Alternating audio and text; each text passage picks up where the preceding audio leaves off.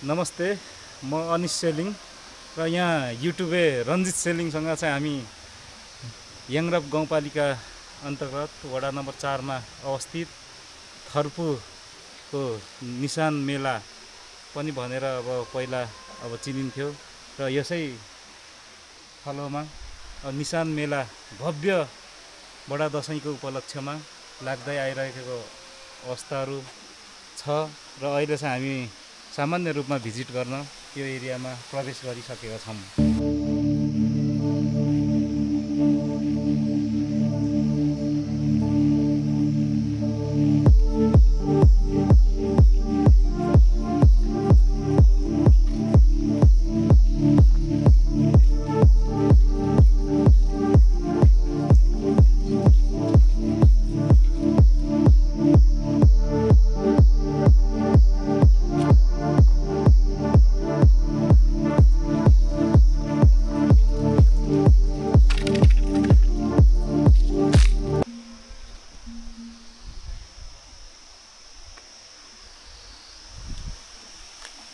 यहाँ हाम्रो याङरक पोखरी चाहिँ एकदमै ठुलो छ। यो परदेखि यति रहेछ। यो चाहिँ हाम्रो यो बजारको बेला मात्रै खोलिने रहेछ। यो भित्र यो पाइपहरू छ।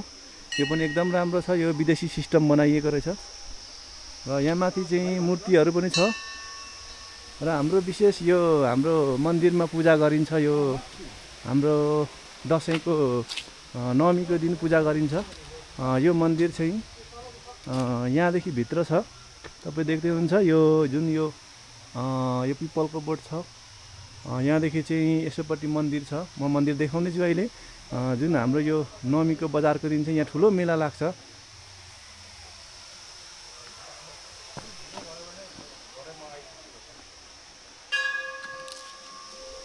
यता माथि घुमिहेरौँ न, यता माथितिर।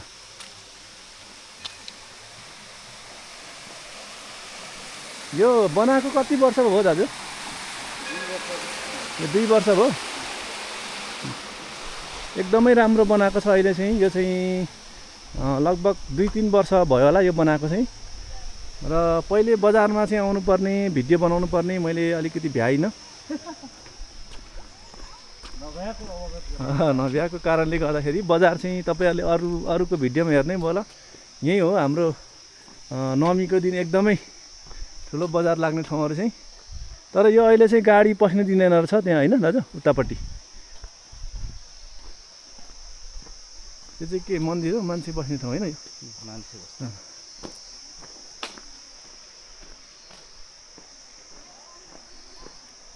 यहाँ चाहिँ पानी पऱ्यो भने बस्नु पनि एकदम राम्रो रहेछ दाजु, होइन? पानी पर्दा बस्ने ठाउँ पनि रहेछ।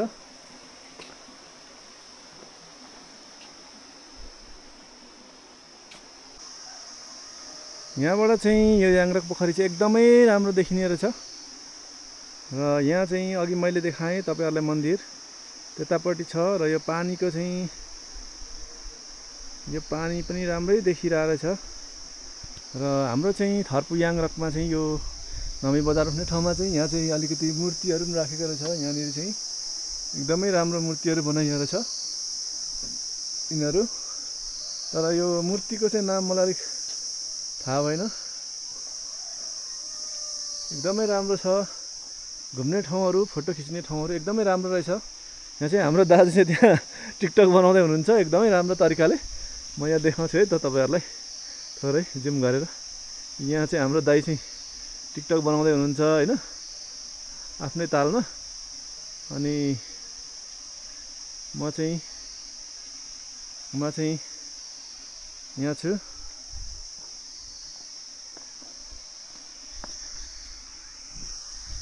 र मैले चाहिँ धेरै ठाउँको यस्तो भिडियोहरू, जुनसुकै ठाउँ 5 थरको ओयाम, तरी भन्ज्याङदेखि लिएर 5 थरको ठाउँ म्याङ्लुङ र अरू जिल्ला पनि मैले यस्तो भिडियोहरू तपाईँहरूलाई ठाउँहरू देखाएको छु। र इनकेस तपाईँहरू फर्स्ट टाइम भिडियो हेर्दै हुनुहुन्छ भने चाहिँ च्यानललाई सब्सक्राइब गर्नु होला, लाइक, कमेन्ट र सेयर पनि गरिदिनु होला। र मेरो चाहिँ यो मेरो भ्लग भिडियोमा चाहिँ म तपाईँहरूलाई चाहिँ विभिन्न ठाउँहरू चाहिँ देखाउँदै आएको छु र मेरो पुरानो भिडियोहरू पनि हेर्नै भएको होला। र यहाँ चाहिँ माछा पनि थियो पहिले चाहिँ, अहिले चाहिँ अलिक कालो भएर यो रातो रहेछ एक दुईवटा माछाहरू पनि। आज चाहिँ हामी यहाँ थर्पु बजारमा दाजुभाइको यसो काम थियो र हल्का भिडियो बनाउनु पनि भनेर हामी चाहिँ मासुतिर आएको छौँ। दाजु हुँदैछ टिकटक?